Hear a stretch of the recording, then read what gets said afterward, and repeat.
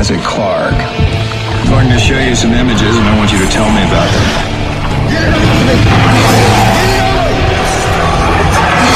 It was just a short bit of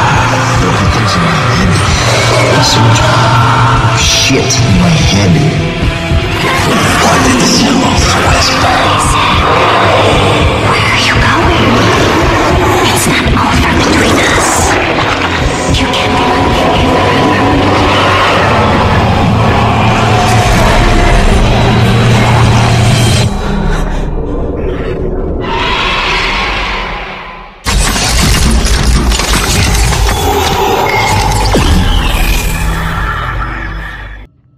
Hey, what's going on, guys?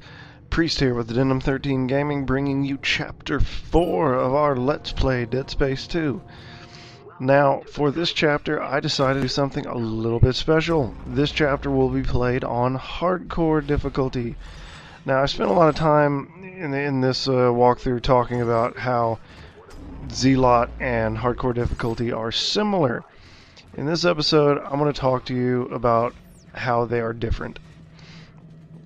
One of the main things that separates Zealot from hardcore is that the enemies are a lot tougher. Now, this combined with the limited ammo makes for a little bit more of a challenge. Now, when you're here, you're going to come out of this room, you're going to blast the changer there, and then you're going to get this one.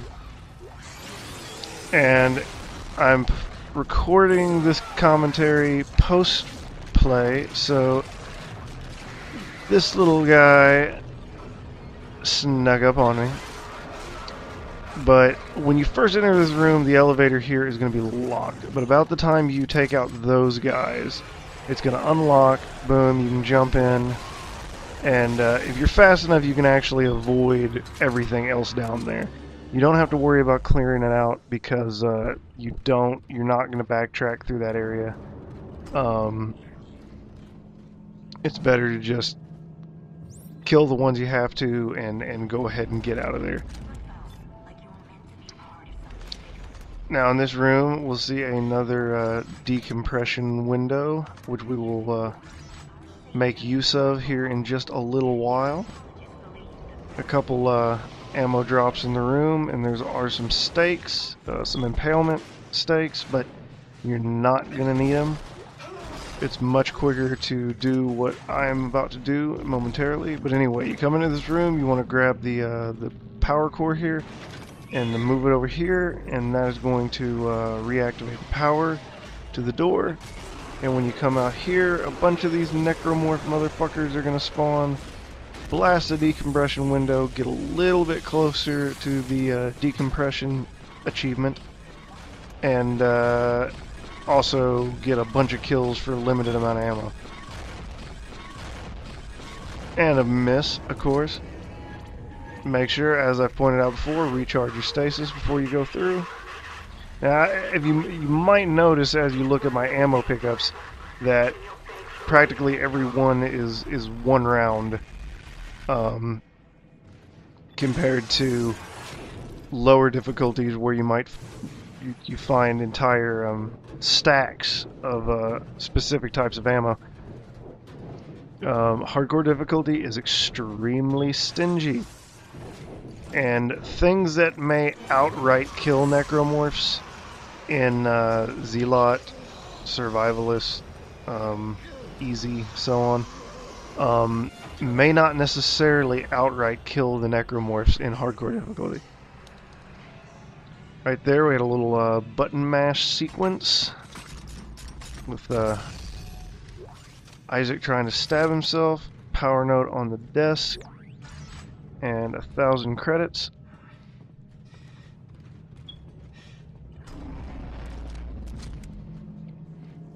Now, this is going to be the area where you truly first encounter the stalkers. Now, the stalkers are one of those enemies in this game that set you on edge, very much so. And in hardcore difficulty, because of their camp and wait kind of strategy, it makes them a very random enemy to deal with. Now you might have noticed the little edit there. I didn't edit out anything that y'all needed to see. My controller batteries actually died, and it just said, please reconnect controller for like 5 minutes while I went and searched down some batteries. Now, right here, the detonator mines, these are the necromorphs that this gun was designed for. Now, I'm going to set up right here. You can see a really good grid for the most part. Unfortunately, these two doors on either, or gates on either side of me here, do open up, and that can be a pain. But as you notice here, nothing's coming after me, and the reason is I have not spawned them. You have to get out here. I recommend doing this backwards. Walk out in the middle of the room until you hear that noise of the stalkers just making growling sounds, and I got drilled there, of course. And the minute you hear that growling sound and stuff moving around, just haul ass back here, get some detonators up real fast, and just corner it up. Here in a second, you will see this. I think this is the guy. Yeah, this is the guy. As you notice, he is still crawling after me like a champ. But that right there there is a chance of that happening on lower difficulties. It just kind of depends on how the detonator hits it. But on the lower difficulties, death is pretty certain if they trip one of these things. Boom, and as you see there, that guy actually made it through 2 detonators and still made it across, and I had to shoot him. The minute the audio kicks back in here and Ellie starts talking to you again over your intercom, that means you've killed all the stalkers, so go ahead and take a right from the big door and hack this panel.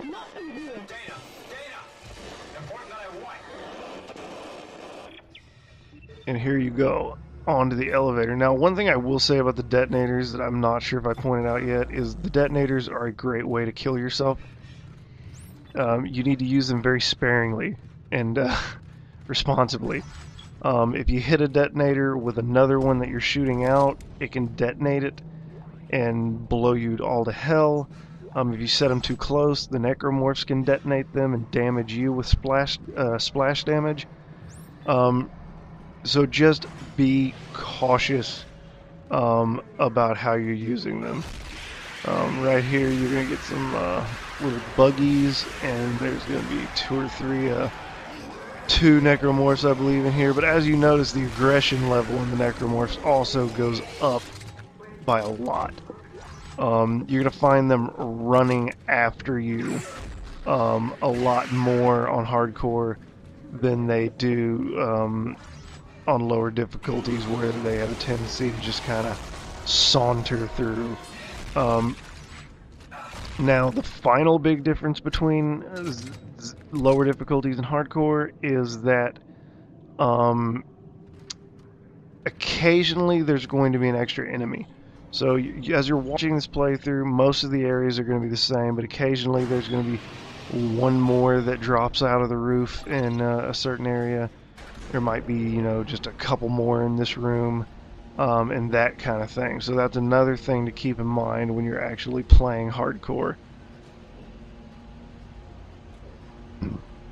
But I believe we have almost made it through chapter 4, and that is a very good sign.